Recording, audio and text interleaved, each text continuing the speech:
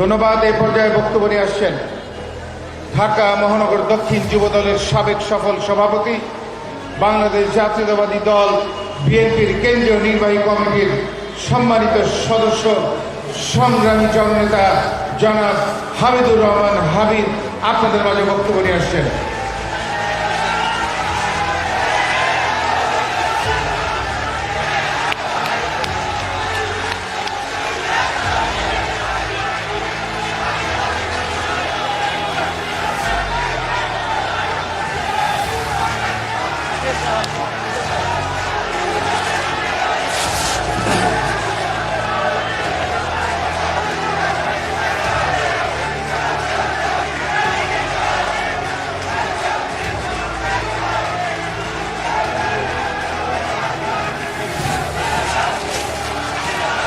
বিসমিল্লাহির রহমানির রহিম।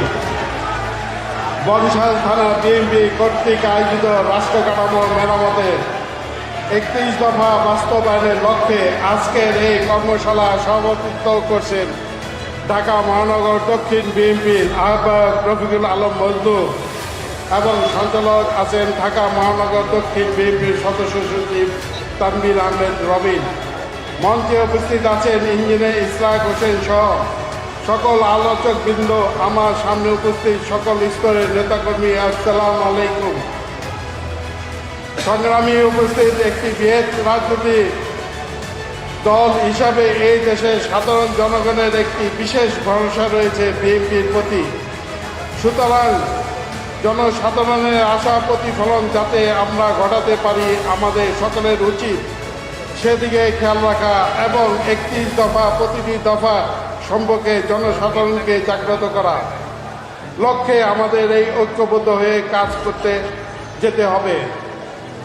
এই 31 দফা সঠিকভাবে বাস্তবায়ন করতে পারলে দেশের নতুন কোনো ফ্যাসিবাদ কায়েম হওয়ার কোনো সুযোগ থাকবে না। জনাব তারেক রহমানের এই 31 দফা এতটাই সুষ্ঠুভাবে ক্ষমতা ভারসাম্য তৈরি করা হয়েছে, যেটা বাস্তবায়ন হলে এই বাংলাদেশ হবে একটি স্বপ্নের বাংলাদেশ। কাজে তারেক রহমান ঘোষিত 31 দফা জনগণের কাছে পৌঁছে দেওয়ার জনমত সৃষ্টি করা আমাদের সকলের দায়িত্ব। পরিশেষে সকলকে ধন্যবাদ জানিয়ে এবং জনাব তারেক রহমানের ঘোষিত এই 31 দফা নিজের মধ্যে ধারণ করা এবং জনগণের কাছে পৌঁছে দেওয়ার আহ্বান জানিয়ে আমি আমার সংক্ষিপ্ত বক্তব্য শেষ করছি। আল্লাহ হাফেজ। বাংলাদেশ জিন্দাবাদ, বাংলাদেশ জাতীয়তাবাদী দল জিন্দাবাদ। শহীদ প্রেসিডেন্ট জিয়াউর রহমান অমর হোক, দেশ নেত্রী খালেদা জিয়া দিবসী হোক। জনাব তারেক রহমান জিন্দাবাদ, জিন্দাবাদ।